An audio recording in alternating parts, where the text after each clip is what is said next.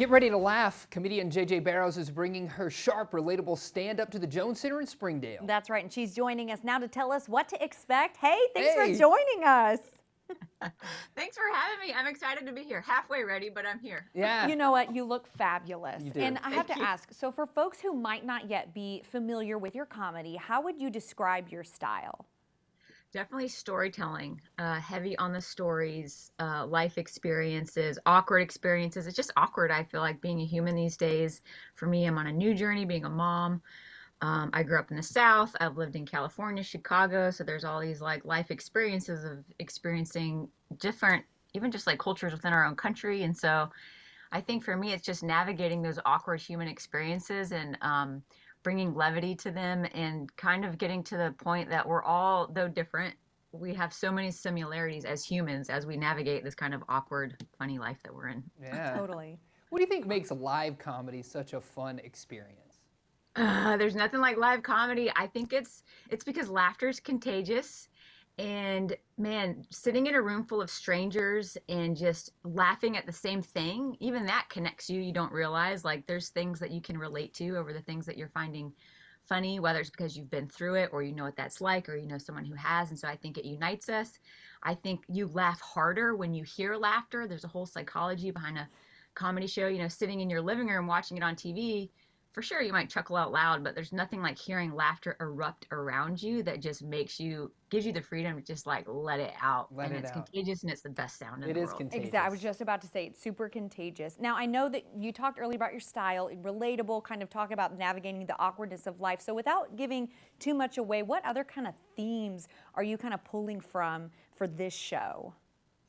For this show, I mean, definitely my childhood, the background that I grew up in, growing up in the South, marriage. I got married a little bit later in life. We got married, I was around 36. And so I have a bunch of like navigating the dating scene in my 30s was not entirely fun.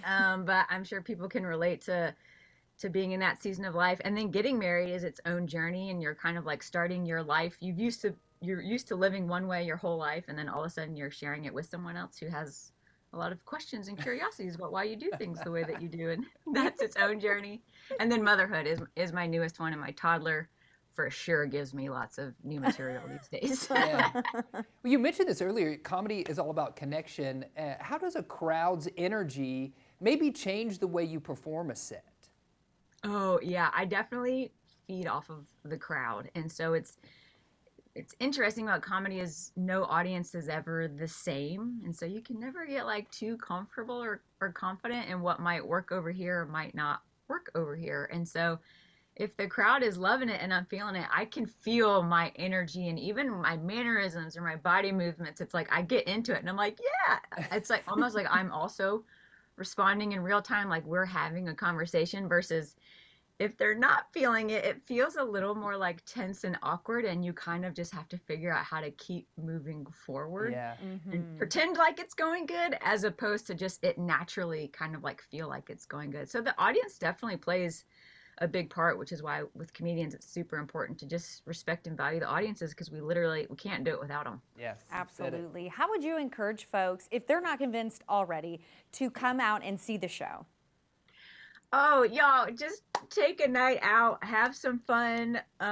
It's just sometimes it's hard. I get it to like get fully dressed and get out of the house, and there's the whole process. But if you block out the process of the getting in your car and getting dressed and all this stuff, and just think about being in the moment and just having a night to just laugh and not think about everything that's going on in the world. There's so much time to think about that, and there's so many things to see that are necessary to be concerned about, but to just take a breath, to have a moment, to take a break from the chaos so that we have the energy that we need to kind of like keep enduring through it. So I highly recommend just coming out and enjoying a night off. Yeah, certainly. Definitely. And speaking of, that night off is happening Friday, February 20th. Tickets are on sale right now at the Jones Center's website. Thank you so much for joining us Thank today. you.